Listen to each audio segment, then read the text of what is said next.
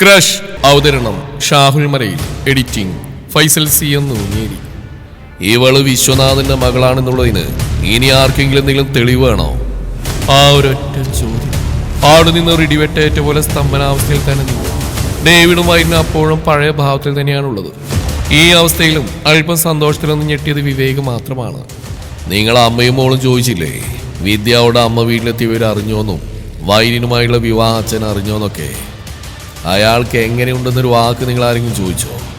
രുദ്രദേവ് വർമ്മയെ ചതിക്കാൻ എൻ്റെ തന്നെ തട്ടകത്തിൽ കയറി വന്ന് കളിച്ച നിങ്ങളെയെല്ലാം എനിക്ക് നല്ലപോലെ ഒന്ന് കാണണം. പക്ഷേ ഇപ്പോൾ അതിനുള്ള അവസരമല്ല.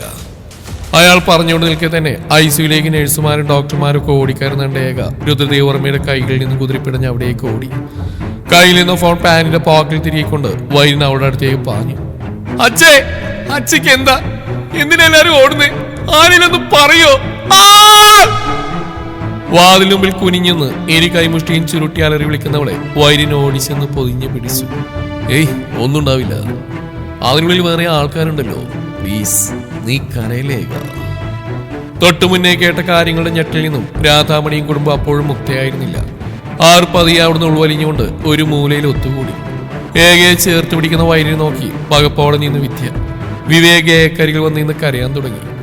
ഒരു ഡോക്ടർ പുറത്തേക്ക് വന്ന് രുദ്രദേവിനോട് എന്തോ പറയുന്നതും അയാൾ മുഖം കുനിച്ച് വിഷമത്തോടെ നടന്നു വരുന്നതും കാണെ വൈരിന്റെ കൈ തട്ടി മാറ്റി അവിടേക്ക് ഓടിയേക. അയാള് പോയി മോളെ, അത്രമാത്രമേ പറഞ്ഞുള്ളൂ രുദ്രദേവ്.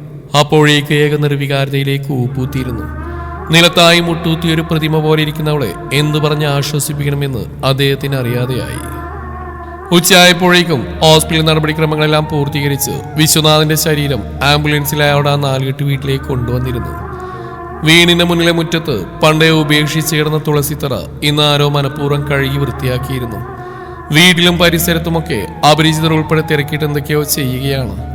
മരണ വീടിന്റെ മുമ്പിൽ നീല ടാർപ്പായ വിരിച്ച് ശവപ്പന്തൽ കെട്ടി ഉയർത്തി കഴിഞ്ഞിരുന്നു. വഴിയരികിലെ പോസ്റ്റിൽ കെട്ടിയ കരിങ്കൊടി കാറ്റിൽ പാറി ഇളകുന്നുണ്ടായിരുന്നു. നിറപ്പുഞ്ചിരിയോടെയുള്ള വിശ്വനാഥന്റെ ഒരു ഫോട്ടോ ആദരാഞ്ജലികൾ അർപ്പിച്ചുകൊണ്ട് വഴിയോരത്തുള്ള മതിലുകളിൽ ഒട്ടിച്ചിരുന്നു. ഹാളിൽ തന്നെയാണ് അദ്ദേഹത്തിന്റെ ശരീരം കിടത്തിയത്. കാൽഭാഗം വടക്കോട്ടും തല തെക്കോട്ടുമായി വെളുത്ത വസ്ത്രത്തിൽ പൊതിഞ്ഞ ശരീരം കണ്ടതും ഏകയുടെ കാലുകൾ തളർന്നു. ഇടറി വീഴാൻ തുടങ്ങിയ ഏകയെ രുദ്രദേവ് ചേർത്ത് പിടിച്ചു. എന്നാൽ അദ്ദേഹത്തെയോ ചുറ്റും നിൽക്കുന്നവരെയോ ഒന്നും ആൾ കാണുന്നുണ്ടായിരുന്നില്ല. ഒരച്ഛന്റെ വലം കൈയിൽ ചെറുവിരലിൽ തൂങ്ങി നടന്ന കുട്ടി ഫ്രോക്കിട്ട കുഞ്ഞേക. ആളുടെ മനസ്സിലേക്ക് ആദ്യം ഓടിയെത്തിയത് പരിപ്പും ചോറും നെയ്യും കൂട്ടിക്കുഴച്ച് ചോറുള്ള വായിലേക്ക് വെച്ചിരുന്ന അമ്മയുടെ മുഖമാണ്. കയ്യിൽ കരുതിയ പാതി അടന്നുപോയ പപ്പടം കടിച്ചുകൊണ്ട് ആ ഉരുള കഴിക്കാൻ മടി കാണിക്കുമ്പോൾ അവളെ പൊക്കി ഉയർത്തി തോളിൽ കയറ്റിയിരുത്തിയ വിശ്വനാഥനെ കണ്ണൂർപ്പിച്ച് നോക്കുന്ന രാജലക്ഷ്മിയെ നോക്കി കുഞ്ഞേക കൊച്ചരിപ്പല്ലുകാട്ടി ചിരിച്ചു. എന്റെ കുഞ്ഞിക്ക് നിന്റെ പരിപ്പും ചോറൊന്നും വേണ്ട, ഞങ്ങള് ജംഗ്ഷനിൽ പോയി നല്ല ചൂട് പരിപ്പോടെ കഴിക്കുമല്ലോ, അല്ലേ മോളെ? തെല്ലൊരു കൊഞ്ചൽ കലർത്തിയാണ് വിശ്വനാഥൻ രാജലക്ഷ്മിയെ നോക്കി പറയുന്നത്. ദേ വിശ്വേട്ടാ, മോളെ താഴെ ഇറക്കി, കുറച്ച് കൂടുന്നുണ്ട് അച്ഛനും മോൾക്കും. ഞാനുണ്ടാക്കിയ കഴിച്ചില്ലേ, രണ്ടിനെയും പട്ടിണിക്കിടും ഞാൻ. അമ്മയുടെ കള്ളപ്പരിഭവം കാണെ കുഞ്ഞേകയുടെ മുത്തുകിലുങ്ങും പോലെയുള്ള പൊട്ടിച്ചിരി ആ നാലുകെട്ടിൽ ഉയർന്നു കേട്ടു. അയ്യേ, അമ്മേത് പൈപ്പും ചോദ്യം വേണ്ട, ഏകമൂക്ക് അച്ഛൻ നല്ല പൈപ്പ് വധ വാങ്ങി തയ്യല്ലോ. തോളിലിരുന്നുകൊണ്ട് ആൾ കുനിഞ്ഞ അച്ഛനെ നോക്കുമ്പോൾ അയാൾ മുഖമുയർത്തി അത്രമേൽ ഭംഗിയായി ഒന്ന് ചിരിച്ചു. ചിരിക്കുന്ന ആ മുഖം, ഏകയുടെ കണ്ണുകൾ നീണ്ടത് ചന്ദനത്തിരികൾ തീർത്ത പുകപടലങ്ങളുടെ മറവിൽ പാതിയടഞ്ഞ മിഴികളുമായി വെള്ളപുതച്ച് കിടക്കുന്ന കരുവാളിച്ച രൂപത്തിലേക്കാണ്. ഒരായുസിന്റെ വേദന മുഴുവൻ തന്റെ പ്രിയപ്പെട്ടവളെ ഓർത്ത് നെഞ്ചിലേറ്റ് ശരീരം നശിപ്പിച്ച ഒരു പാവം മനുഷ്യന്റെ നിസ്സഹായത തെളിഞ്ഞേണ്ടിരുന്ന ആ മുഖത്ത് ആ കിടക്കുന്ന തന്റെ അച്ഛനാണെന്ന സത്യം ഇനി അവൾക്ക് അംഗീകരിക്കാൻ കഴിഞ്ഞിരുന്നില്ല. അകത്ത് സ്ത്രീകളുടെ വിലാപം ഉയർന്നു കേൾക്കുന്നു. കുടുംബത്തിലെ ഏതോ തലമൂത്ത സ്ത്രീ തറയിൽ കൈയടിച്ച് നിലവിളിക്കുന്നു. അയ്യോ വിശ്വ, ഇത്ര പെട്ടെന്ന് പോവേണ്ടവരായിരുന്നോടാ നീ. മുറിയിൽ നിന്ന് ഓടി അണച്ചു വരും പോലെ രാധാമണി വിശ്വനാഥന്റെ ശരീരത്തിന് മുമ്പിൽ വന്നിരുന്നു. അയ്യോ, ഞാനിതെങ്ങനെ സഹിക്കുന്നുണ്ട് വിശ്വേട്ടാ. കാര്യങ്ങൾ കൈവിട്ട് പോയി എന്നറിഞ്ഞപ്പോഴേ എല്ലാവരും വീട്ടിലേക്ക് തിരികെ എത്തിയിരുന്നു. ഇനി തങ്ങളാണ് ഈ വീടിന്റെ അധികാരികൾ. മരണ വീട്ടിൽ നാട്ടുകാരുടെ സാന്നിധ്യത്തിൽ ആരും തങ്ങളുടെ നേരെ കയ്യുയർത്തില്ലെന്ന വിശ്വാസം അവർക്കുണ്ട്. ആൾക്കൂട്ടത്തിന് നടുവിൽ നിന്ന് കരയാൻ വിദ്യയ്ക്കും ഐശ്വര്യനും നാണക്കേട് തോന്നി. കരഞ്ഞുകളർന്ന അവസ്ഥ അഭിനയിച്ചുകൊണ്ട് അവർ ആ സാഹചര്യവും കടത്തിവെട്ടി. വിവേക് വാവിട്ട് കരയുന്നുണ്ട്. പറക്കമുറ്റാത്ത ആ കുഞ്ഞു ഹൃദയം ആർത്ത് കരയുമ്പോഴും അവൻ നോക്കിയത് ഏകയാണ്. കൊച്ചേച്ചി, അച്ഛ അച്ഛൻ നമ്മൾ വിട്ടുപോയി കൊച്ചേച്ചി. വീടിന്റെ ചുമരുകളിൽ അവന്റെ ആ നിലവിളി ശബ്ദം തട്ടി തിരിച്ചു വന്നു. ഏക തന്റെ അച്ഛന്റെ മുഖത്തിനരികിൽ മുട്ടുകുത്തിയിരുന്നു. അച്ഛേ. അത്രമേൽ നേർത്തുപോയിരുന്ന അവിടെ ആ വിളി.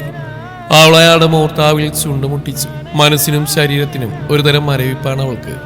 അവൾക്ക് ആദ്യമായി ഭയം തോന്നി. അമ്മയുടെ തണുത്തുറഞ്ഞ ശരീരം പണ്ടെങ്ങോ പകർന്നു കൊടുത്ത ധൈര്യം.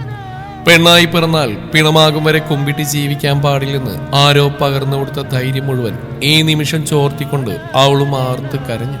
അച്ഛന്റെ നെഞ്ചിൽ കൈവച്ചപ്പോൾ അവിടെ ഒരിക്കലും ഉണ്ടാവില്ലെന്നറിഞ്ഞിട്ടും ഒരു താളം അവൾ വെറുതെ തിരഞ്ഞു. വിശ്വനാഥന്റെ മരണം വളരെ പെട്ടെന്നാണ് മാധ്യമ ശ്രദ്ധ നേടിയത്. പ്രശസ്ത ബിസിനസ്മാൻ രുദ്രദേവ് വർമ്മയുടെ സഹോദരി ഭർത്താവ് വിശ്വനാഥൻ അന്തരിച്ചു. കരൾ രോഗബാധയെ തുടർന്ന് ചികിത്സയിൽ കഴിയുന്നതിനിടെയാണ് അന്ത്യം സംഭവിച്ചത്. ആദ്യ ഭാര്യയുടെ മരണത്തിന് ശേഷം വിശ്വനാഥൻ രണ്ടാം വിവാഹം കഴിച്ചിരുന്നു. ചലച്ചിത്ര നടൻ വൈര്യരുദ്രദേവ് വർമ്മയുടെ അമ്മാവൻ കൂടിയാണ് അദ്ദേഹം. സംസ്കാര ചടങ്ങുകൾ കുടുംബാംഗങ്ങളുടെ സാന്നിധ്യത്തിൽ പിന്നീട് നടത്തുമെന്ന് ബന്ധപ്പെട്ട വൃത്തങ്ങൾ അറിയിച്ചു. മാധ്യമങ്ങളുടെ തിക്കും തിരക്കുമില്ലാതെ വളരെ ചെറിയൊരു വാർത്തയായി ചുരുങ്ങിയിരുന്നു അത്. എന്നാൽ പോലും ചില ഓൺലൈൻ മീഡിയയുടെ തിരക്കൊഴിവാക്കാൻ വൈര്യന് ഗാർഡ്സിന്റെ സഹായം തേടേണ്ടി വന്നു. ഏകയുടെ അവസ്ഥ കാണാൻ കഴിയാതെ വൈര്യൻ പുറത്ത് തന്നെയാണ് അധിക സമയം ചെലവിട്ടത്. മാസ്കിന്റെ മറയില്ലാതെ ഈ വീട്ടിലൊരു മകനായി കരയാതെ തളരാതെ അവൾ നിലയുറച്ചു. വേണ്ടുന്ന കാര്യങ്ങളെല്ലാം ഉത്തരവാദിത്വത്തോടെ അവൻ ചെയ്തു. മാൻഷനിലുള്ളവർ രാവിലെ തന്നെ പുറപ്പെട്ടിരുന്നു. വിദ്യയുടെ ചതിയൊന്നും അവരാരും അറിയിച്ചില്ല. രാധികയുടെ മനോനില കണക്കിലെടുത്ത് രാജഗോപാലും മധുവും സ്വന്തം ഭാര്യമാരിൽ നിന്ന് പോലും കാര്യങ്ങൾ മറച്ചുവെച്ചു. വിശദമായി പറയാൻ ആർക്കും കൂടുതലൊന്നും അറിയുമായിരുന്നില്ലെന്നാണ് വാസ്തവം. വിശ്വനാഥന്റെ മകൾ വിദ്യയല്ല ഏകയാണ് എന്നത് രുദ്രദേവ് വർമ്മയും വൈര്യനുമൊക്കെ എങ്ങനെ അറിഞ്ഞു എന്നുള്ള കാര്യം ഇരുവരെയും അതിശയപ്പെടുത്തി. മാൻഷനിലുള്ളവർ എത്തിയപ്പോഴേക്കും ചടങ്ങുകൾ ആരംഭിച്ചിരുന്നു. ജാനകിക്കും ദേവികയ്ക്കും ഒപ്പം ജാനകിയുടെ 3 പെൺമക്കളും വാമികയും മാത്രമാണ് ഇവിടേക്ക് എത്തിയത്. നീ എന്തിനാ ഇപ്പൊ ഇങ്ങോട്ട് കെട്ടിയെടുത്തേ? രാധികമോൾ അവിടെ തനിച്ചല്ലേ? എന്തെങ്കിലും കടുകയും കാണിച്ച? ഇത്രക്ക് വിവരല്ലാതെ നിനക്ക്. പത്മയെ മാറ്റി നിർത്തി രാജഗോപാൽ അവർക്ക് നേരെ കയർത്തു. ഒന്ന് അടങ്ങ് മനുഷ്യ, വന്നില്ല ഈ രുദ്രേട്ടെന്ന് കരുതും. അല്ലെങ്കിൽ തന്നെ എല്ലാവരും വരുമ്പോൾ പിന്നെ ഞാൻ മാത്രമേ ഇതിനെ അവിടെ കാവലി എടുക്കുന്നത്. രേവതി ഉണ്ട് അവിടെ. പോരാതിന് ഡേവിനോട് ഞാൻ പറഞ്ഞിട്ടുണ്ട് ഇവിടുത്തെ ചടങ്ങുകൾ കഴിഞ്ഞ് തിരക്കൊഴിയുമ്പോൾ പിള്ളേരെ നാളെയും കൊണ്ടുവരാൻ. ഓഹോ, അപ്പൊ നീ പെറ്റിയെടുക്കാൻ വന്നാണോ ഇവിടെ? പല്ലിരിച്ചുകൊണ്ട് അയാൾ ചോദിച്ചു. പിന്നെ ഈ പഴയ ഒഴിട്ട കെട്ടിടത്തിൽ ഞാൻ കയറി കിടക്കാൻ പോകല്ലേ? നിങ്ങളൊന്നും അറിഞ്ഞില്ലേ മനുഷ്യ? ഇവിടെ അടുത്തുള്ള ഏതോ വീട് കുറച്ച് ദിവസത്തേക്ക് വാടക എടുത്തിട്ട് രുദ്രേട്ടൻ ദേവികമ്മയോട് പറയുന്നത് കേട്ടതാ. അതുകൊണ്ട് അവർ ആവശ്യത്തിന് ഡ്രസ്സൊക്കെ എടുത്തിട്ടാ വന്ന്. ആ ഭാവി മരുമോളുടെ തന്തയല്ലേ ചത്ത്. 16 കഴിയാതെ ഇവിടുന്ന് പോകാൻ പറ്റില്ലല്ലോ. അത് അങ്ങേർക്കും അങ്ങേരുടെ ഭാര്യയ്ക്കും. നീ എന്തിനാടി കെട്ടിയെടുത്തെന്നാ ഞാൻ ചോദിച്ചത്. ആ പിന്നെ മരണമായാലും ഇതൊക്കെ ഒരു രസമല്ലേ? നോക്ക്, രാധികയുടെ മാനസികാവസ്ഥയ്ക്ക് ഒരു ചേഞ്ച് നല്ലതാ. പോരാത്തതിന് ആ വിദ്യ എങ്ങനെ ഇതിൽ നിന്ന് പിന്തിരിപ്പിക്കല്ലോ നമ്മൾ. വർഷയാണെങ്കിൽ വേറെ കെട്ടാനും പോവാ. ആ ഏകയാണെങ്കിൽ എപ്പോഴേ ഔട്ടായി. പിന്നെയുള്ളത് പ്രിയം അഞ്ജലിയും. എല്ലാത്തിനെയും താണ്ടി നമ്മുടെ മോള് തന്നെ മുന്നിലെത്തണം. രാജഗോപാൽ തലയിൽ കൈവച്ചു പോയി. എന്താ മനുഷ്യൻ നിന്ന് തുമ്മിക്കുന്നത്? ഞാൻ പറഞ്ഞു പിടിച്ചില്ല നിങ്ങൾക്ക്? ഏക അവളും അലി വേണ്ട. കാണാൻ പോകുന്ന പൂരം തൽക്കാലം നീ കണ്ടു തന്നെ അറിഞ്ഞോ? ചെല്ല്, അവിടെ ശവടക്ക് പരിപാടി തുടങ്ങി. പത്മയെ ഒഴിവാക്കി വിട്ടുകൊണ്ട് ഫോണും കയ്യിലെടുത്ത അയാൾ കാറിനടുത്തേക്ക് നടന്നു. വിശ്വനാഥന്റെ അന്തിമകർമ്മങ്ങൾക്കായി വിവേകാണ് ആദ്യം ചെന്നത്. വായിക്കരിയിട്ട് തുളസിയില ചുണ്ടിൽ വെച്ചു. മരിക്കും വരെ വിവേക് തന്റെ മകനിലെന്ന പൂർണ്ണ വിശ്വാസം വിശ്വനാഥനുണ്ടായിരുന്നു. എങ്കിലും ഒരിക്കൽ പോലും വിവേകിനെ മനസ്സ് വിഷമിക്കാൻ അയാൾ ശ്രമിച്ചിരുന്നില്ല. ജന്മം കൊണ്ടല്ലെങ്കിലും കർമ്മം കൊണ്ട് തന്റെ അച്ഛൻ തന്നെയാണെന്ന് വിവേകിനും അറിയാം. അതുകൊണ്ട് അവൻ തന്നെയാണ് അന്തിമകർമ്മങ്ങൾ ചെയ്യാനായി മുന്നിട്ട് നിന്ന്. വായിക്കരിയിട്ട ശേഷം ഏക കൈകൾ നെഞ്ചിൽ ചേർത്ത് മിണ്ടാതെ തന്നെ നിന്നു. ആളുടെ കണ്ണീര് പോലും ഇപ്പോൾ ഉണങ്ങിയിരുന്നു. ബന്ധുക്കളെല്ലാവരും ഇതേ ചടങ്ങുകൾ ആവർത്തിക്കുമ്പോൾ രുദ്രദേവ് വർമ്മയും വൈര്യനും ഉൾപ്പെടെ അതിൽ പങ്കുചേർന്നു. ഷൂ അഴിച്ചിട്ട് തന്റെ അച്ഛന് വായിക്കരിയിടുന്ന വൈര്യനെ നിർവികാരിയായി നോക്കി നിന്നു ഏക. പിന്നീട് ശരീരം ചിതയിലേക്ക് കൊണ്ടുപോകുമ്പോൾ പല്ലക്ക് തയ്യാറാക്കി. അച്ഛന്റെ ശരീരം ആ വീടിന്റെ ഉമ്മറപ്പടി കിടക്കുമ്പോൾ ഏകയുടെ നെഞ്ചിൽ ഒരുപാട് വർഷങ്ങളായി കെട്ടിവെച്ച വേദനകൾ ഒറ്റയടിക്ക് പൊട്ടിത്തെറിച്ചു. തളർന്നു വീണ് തുടങ്ങിയ അവളെ ആരൊക്കെയോ പിടിച്ചകത്തേക്ക് കൊണ്ടുപോകുന്ന കണ്ടുകൊണ്ടാണ് വിവേകിന്റെ ഒപ്പം വൈര്യനും ചെയ്തൊരുക്കുന്നിടത്തേക്ക് പോയത്. അവൻ അവളെ ഒന്ന് തനിച്ച് കിട്ടിയിരുന്നെങ്കിലെന്ന് തോന്നിപ്പോയി. തന്റെ നെഞ്ചിൻ കൂടിലേക്ക് അവളെ പൊത്തിവെക്കാൻ തോന്നിയവന് ഒരുപാട് കാര്യങ്ങൾ അവളോട് പറയണമെന്ന് തോന്നി. അവൾ ഒരുപാട് നേരം കേൾക്കാൻ അവൻ കൊതിച്ചു. വിശേട്ടാ, പോകുമ്പോ എന്നെ കൂടെ കൊണ്ടുപോകും. അവസാന നിമിഷത്തെ പ്രശ്നത്തിനൊടുവിൽ രാധാമണിക്ക് ഒരു കട്ടിൽ അല്പം സ്ഥലം കിട്ടി. ആശ്വാസത്തോടെ അവിടെ കിടക്കുമ്പോൾ ഒരു ഗ്ലാസ് ചായ കിട്ടിയിരുന്നെങ്കിലെന്ന് തോന്നിയവർക്ക് ആൾക്കൂട്ടത്തിൽ തീർത്തും അപരിചിതരായത് പുരുഷോത്തമൻ അരവിന്ദുമായിരുന്നു. രാധാമണിയുടെ ആദ്യ ഭർത്താവ് എന്ന ലേബിൾ തന്നെ നാട്ടുകാരുടെ ഇടയിൽ നിൽക്കുമ്പോൾ ഇരുവരെ ആരും മൈൻഡ് ചെയ്യാൻ പോയില്ല. ആചാരപ്രകാരം മുഖ്യകർമ്മം ചെയ്ത വിവേക് തന്നെയായിരുന്നു. അവിടെ അച്ഛന്റെ മകനായി അവൻ ഓരോന്നും ചെയ്യുമ്പോൾ വൈര്യൻ അവനൊപ്പം തന്നെ നിന്നു. അഗ്നി കൈമാറുമ്പോൾ അവന്റെ കൈകൾ വിറച്ചു. ചിതക്ക് തീ കൊളുത്തിയ നിമിഷം അവന്റെ ജീവിതത്തിലെ അവസാന പ്രതീക്ഷയും ആ തീയിലെരിഞ്ഞു പോയതുപോലെ വിവേകിന് തോന്നി. തീ പടർന്നപ്പോൾ പുകക്കുള്ളിലൂടെ അച്ഛന്റെ മുഖം അവൻ അവസാനമായി കണ്ടു. ഒരു ജനലിനപ്പുറം പറമ്പിലേക്ക് ഉറ്റുനോക്കിയ ഏകയുടെ മിഴികളിൽ നിന്നും 2 തുള്ളി അടർന്ന് ജനൽ കമ്പിയിൽ പതിച്ചു. ഇനി ഞാൻ ആരുടെ മകനാച്ചേ? വിവേകിന്റെ ആ ചോദ്യം തീയോടുകൂടി പുക കലർന്ന ആകാശത്തിലേക്ക് ഒഴുകിപ്പോയി. വയലിന്റെ നെഞ്ചിൽ കിടന്ന് അവൻ പൊട്ടിക്കരഞ്ഞു. ചടങ്ങുകളെല്ലാം കഴിഞ്ഞോടെ നാട്ടുകാർ പതിയെ പതിയെ ആ വീട് വിട്ടുപോയി. ഒരുപാട് നേരം ആൾക്കൂട്ടവും വിലാപവും നിറഞ്ഞിരുന്ന വീട് ഒറ്റ നിമിഷം കൊണ്ട് ശ്വാസമറ്റ പോലെ നിശ്ചലമായി. ഒരു മരണ വീടിന്റെ മൂകത അവിടെ തളം കെട്ടി നിന്നു.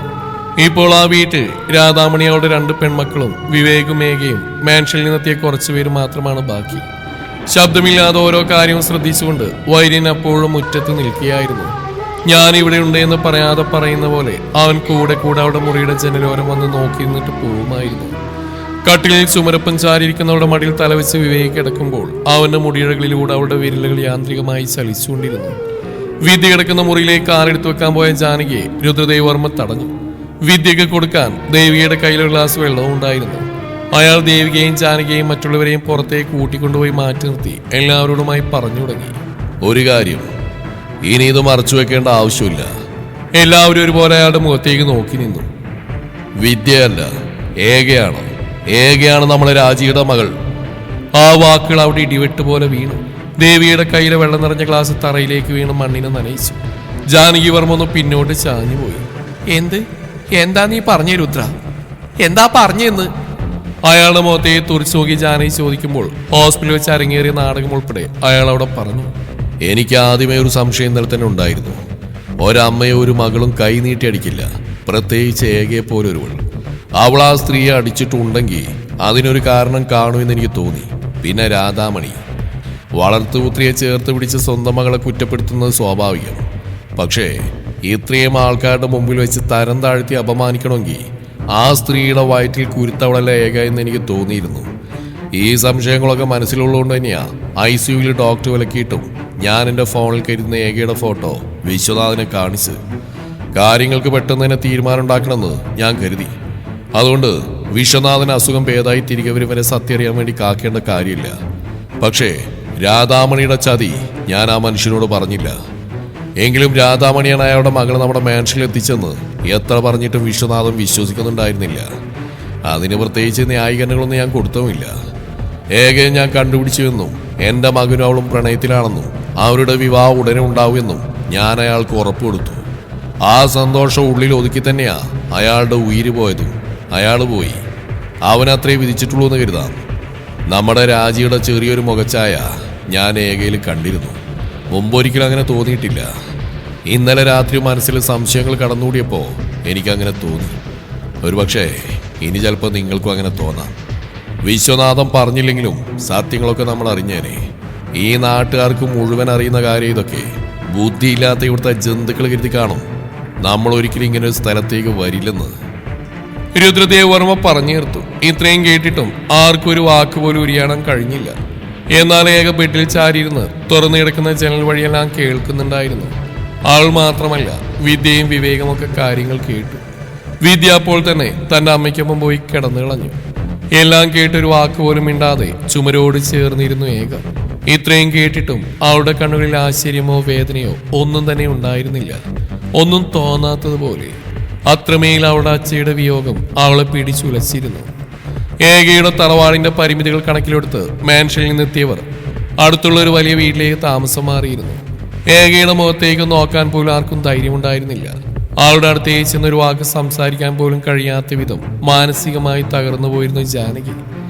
അവരുടെ ആ അവസ്ഥ കാണെ ഏകയോട് സംസാരിക്കാൻ കുറച്ചുകൂടി സമയം അവർ കൊടുക്കണമെന്ന തീരുമാനത്തിലായിരുന്നു ദേവികയും രുദ്രദേവുമെല്ലാം. ഈ ദിവസങ്ങളിൽ പകൽ സമയത്തെല്ലാം ഏകയുടെ തറവാട്ടിൽ തിരക്കാണ്. അകന്ന ബന്ധുക്കൾ മുതൽ അയൽവാസികൾ ഉൾപ്പെടെ അവിടെ നിത്യ സന്ദർശകരായി. വരുന്നവർ ഭക്ഷണം പോലും അവിടെ നിന്ന് കഴിച്ചിട്ടാണ് മടങ്ങാറ്. അതുകൊണ്ട് തന്നെ ഡേവിഡ് ഉൾപ്പെടെ അതിനു വേണ്ടുന്ന സൗകര്യങ്ങൾ ഒരുക്കുന്ന തിരക്കിലാണ്. പുരുഷോത്തമൻ അരവിന്ദും പതിയെ പതിയെ തറവാട്ടിൽ കയറിക്കൂടി. പകൽ സമയങ്ങളിൽ ഉത്തരവാദിത്വത്തോടെ എന്തൊക്കെയോ ചെയ്തു കൂട്ടുന്നു എന്ന വ്യാജേന നാട്ടുകാരോടും ബന്ധുക്കളോടും അടുപ്പം കാട്ടി തുടങ്ങിയവർ. വിവേകിന്റെ സ്കൂളിൽ നിന്ന് കൂട്ടുകാരും അധ്യാപകരൊക്കെ വന്നുപോയി. അതുപോലെ ഏകയുടെ കളരിമാഷും ശിഷ്യന്മാരും അവളെ കാണാൻ വന്നിരുന്നു. നാട്ടിലേക്ക് വരാൻ 3 പേർക്ക് ഒരുമിച്ച് ലീവ് കിട്ടാൻ കാത്തിരിക്കുകയാണ് ഋതുവും ആതിരയും വരുന്നു. ദിവസവും ഫോണിൽ വിളിച്ച് കാര്യങ്ങൾ അന്വേഷിക്കുകയും ഏകയോട് ആശ്വാസവാക്കുകൾ പറയുകയും ചെയ്യുമായിരുന്നു മൂവരും. 5-ാം ദിവസത്തെ ചടങ്ങിന് ശേഷം തിരക്കൽപ്പം കുറഞ്ഞു. അന്നൊരു ദിവസം വൈകിട്ട് ശക്തമായ മഴ പെയ്തിരുന്നു. 4 കെട്ട് വീടിന്റെ മുറ്റത്ത് നനഞ്ഞ മണ്ണിന്റെ ഗന്ധം പരന്നു. ഈ നേരം ഏക അകത്തെ മുറിയിൽ ഒറ്റയ്ക്കിരുന്ന ഒരു പഴയ ആൽബത്തിലെ പേജുകൾ മറിച്ചു. കുഞ്ഞായിരുന്ന കാലം, അച്ഛൻ്റെയും അമ്മയുടെയും ചിരികൾ, ഒരിക്കൽ ഈ വീട്ടിൽ നിറഞ്ഞിരുന്ന ജീവിതം എല്ലാം ചിത്രങ്ങളായി മുന്നിൽ വന്ന പോലെ തോന്നിയവൾക്ക്. കണ്ണുകൾ നിറഞ്ഞെങ്കിലും അവൾ കരഞ്ഞില്ല. ഇപ്പോൾ വല്ലാത്തൊരു വാശിയാണ്. കഴിഞ്ഞുപോയതോർത്ത് വിഷമിക്കേണ്ടെന്ന് അവൾ മനസ്സിനെ സ്വയം പഠിപ്പിച്ച് പാകപ്പെടുത്തി. മിഴികൾ അമർത്തി തുടച്ച് അവൾ കട്ടിൽ നിന്ന് മെല്ലെ എഴുന്നേറ്റു. ഇനിയും എന്തിനാണ് ഇങ്ങനെ ചടഞ്ഞുകൂടിയിരിക്കുന്നത്? ഒടുത്തുമാറാൾ ഒരു ദാവണി സെറ്റ് കയ്യിലെടുത്ത് അവൾ ബാത്റൂമിലേക്ക് കയറി. കുളി കഴിഞ്ഞിറങ്ങി മുറിയിൽ നിന്ന് പുറത്തേക്ക് വന്നപ്പോഴാണ് ഉമ്മർത്തിൽ നിന്നും അകത്തേക്ക് കയറി വരുന്ന വൈരിനെയും ദേവികയെയും ജാനകിയെയും അവൾ കാണുന്നത്. ആദ്യം അവളുടെ നെഞ്ചൊന്ന് ആളിക്കത്തിയെങ്കിലും അവളത് പുറത്തു കാട്ടാതെ ഗൗരവത്തോടെ തന്നെ നിന്നു. കുളി കഴിഞ്ഞുടൻ തലയിൽ ചുറ്റിവെച്ച തോർത്ത് പതിയെ അഴിച്ചെടുത്തുകൊണ്ട് അവൾ ചുമലിൽ ചാരി നിൽക്കുന്ന നോക്കി നിൽപ്പാണ് വൈരിൻ. കുറച്ച് ദിവസങ്ങൾ കൊണ്ട് അവളാകെ ക്ഷീണിച്ച പോലെ അവന് തോന്നി.